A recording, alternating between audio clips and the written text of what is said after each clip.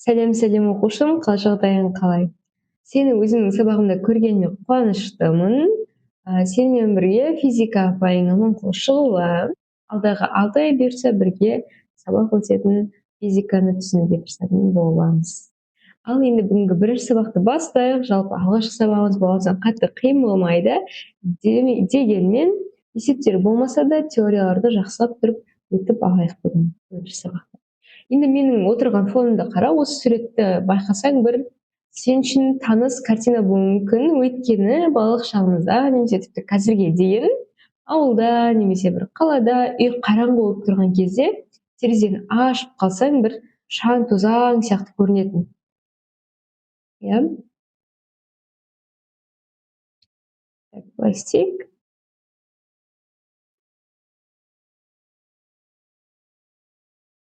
Шаң тозаң сияқты көрінетін, иә?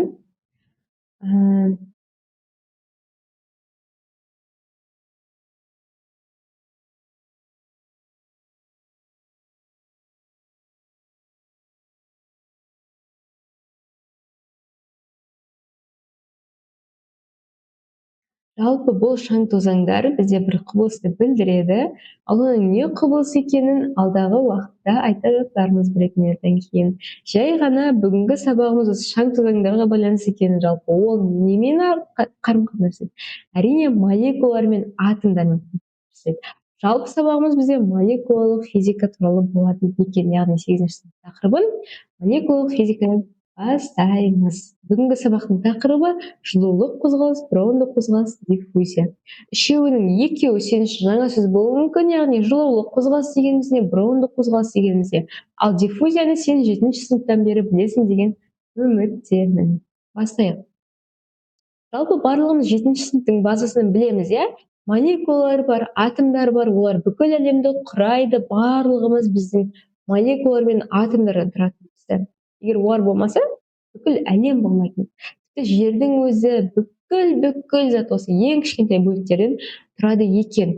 Енді бірнеше ғалымдар бірталай жылдар бойы осы атомдар мен молекулалардың белгілі бір өлшемін, белгілі бір қозғалысын нақты ретпен осындай, жылдамдығы осындай деп доказать еткісі келді, тапқысы келді. Бірақ молекулалар өте кішкентай болып шықты. Оны өйтіп есептеу үшін, яғни біз мысалы сантиметрмен өлшесек, мынау қыстырғыш менде 12 сантиметр деп мен айтасам, молекула туралы мүлдем өйтіп айта алмайды екенмін.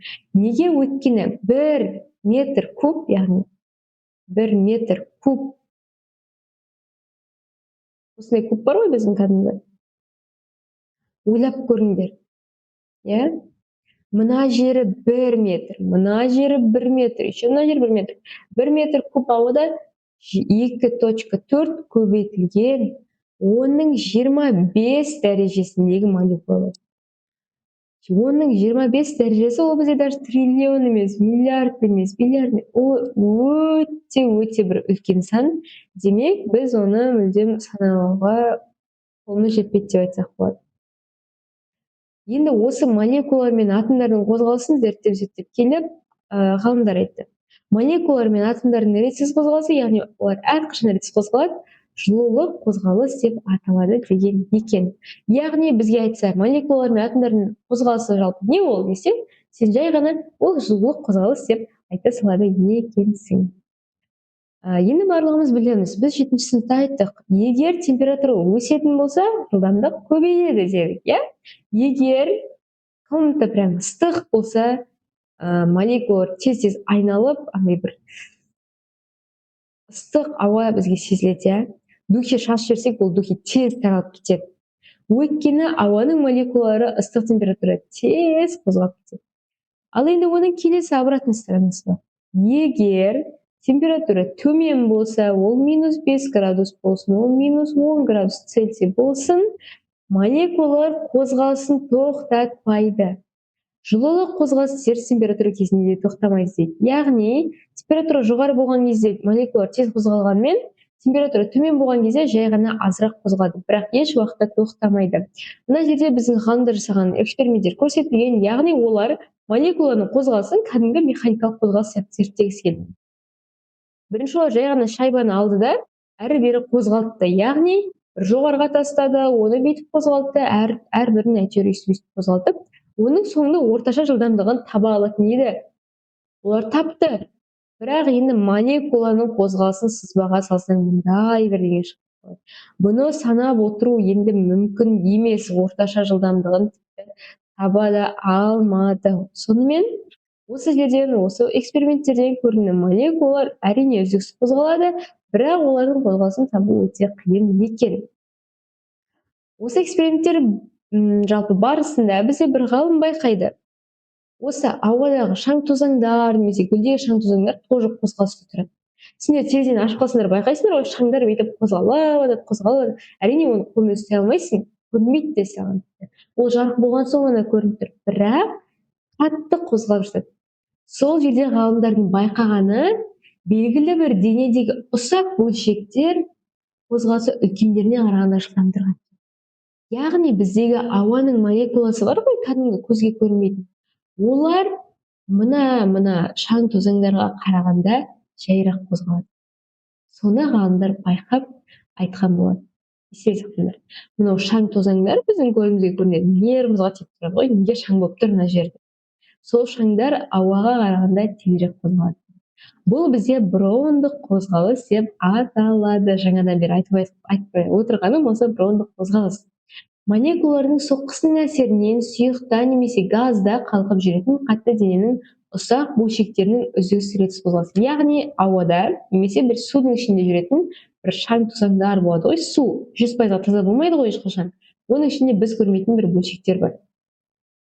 Сол бөлшектер көруіміз де мүмкін, көрмеуіміз де мүмкін әрине. Бірақ сол бөлшектер мына молекулалар бір-бірімен қозғалып соғысып жатқан соң, бұларды да соғып жібереді да, араласып жүріп. Сол үшін бұлар оларға молекулаларға қарағанда тезірек қозғалады. Қызық, иә? Міне күн сәулесіндегі тозаңдардың хаостық қозғалысы осы қозғалысқа мысал бола алады екен. Жаңадан бері айтып жатқан қозғалысымыз осы.